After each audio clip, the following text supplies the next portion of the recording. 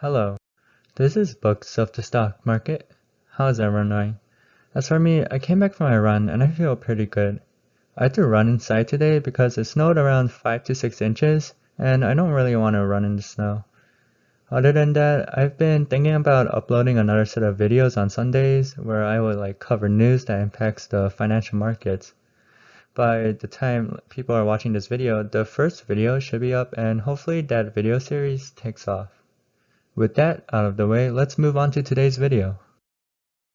Today we will be talking about oscillators. This video is part 1 of a 3-part series on oscillators, so remember to subscribe to the channel so you don't miss out. Part 1 of this series will introduce and explain what oscillators are, and it will also dive into the concept of momentum. Let's start off with the basics. What is the purpose of an oscillator?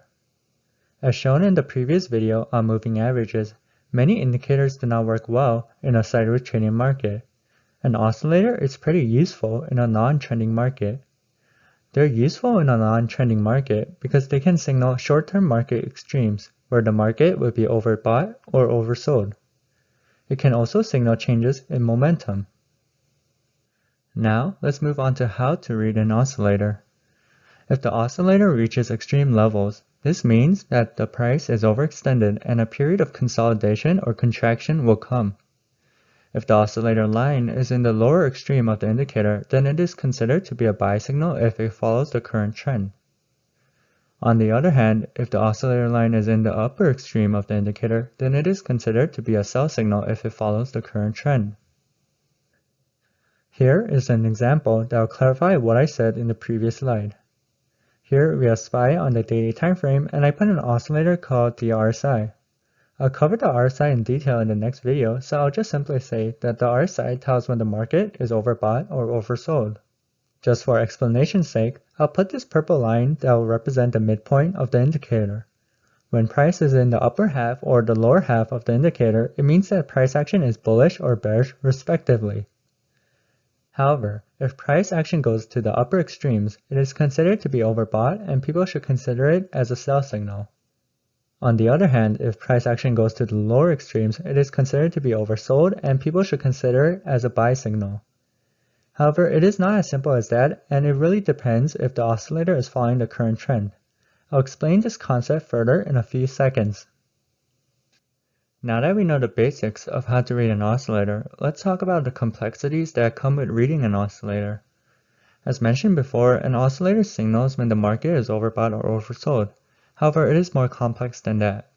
If the oscillator is in the upper or lower extremes and there's a divergence between the oscillator and price, then a reversal in a trend may be starting soon.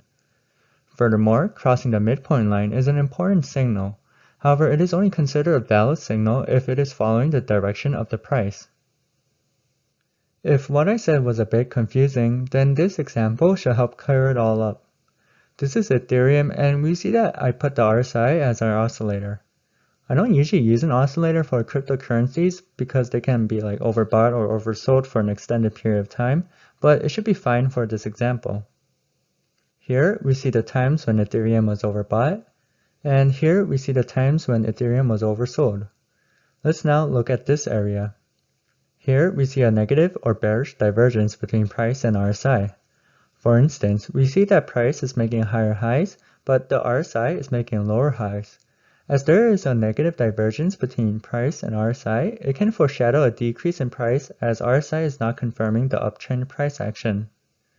We therefore surely see a decrease in price on Ethereum.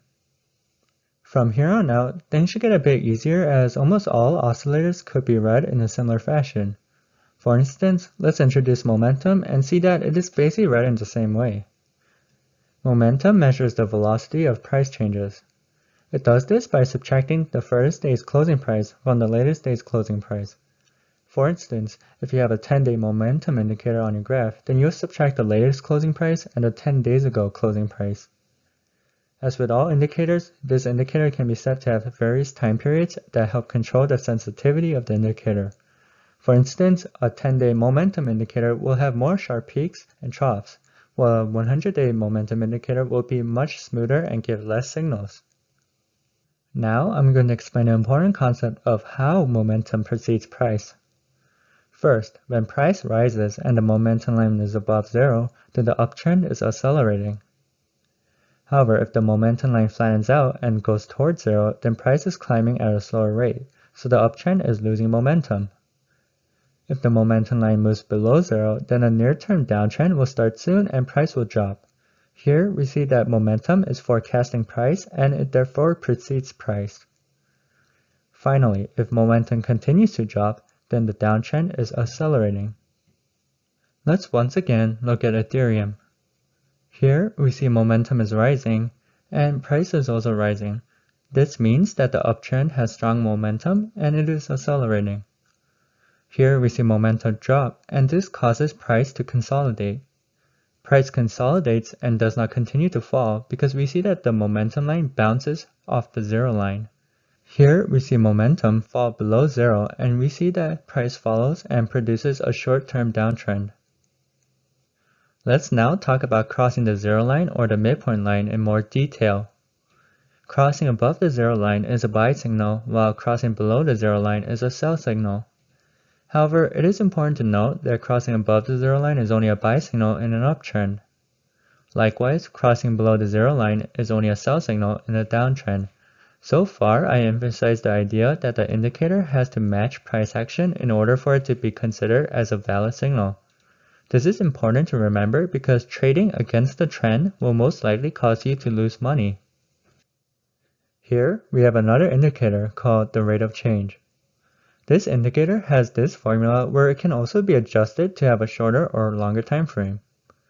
I just put this here because I just wanted to state that once you know how to read and analyze oscillators, most of them can be read in the same way. The final oscillator that I'll be talking about is called the Commodity Channel Index. It is calculated by comparing the latest price with the 20-day moving average and then dividing it by the mean deviation. You don't really need to know how to calculate it, but you need to know that most people use it to tell overbought and oversold conditions. For instance, in ordinary markets, readings above 100 are considered overbought, while readings below negative 100 are considered oversold.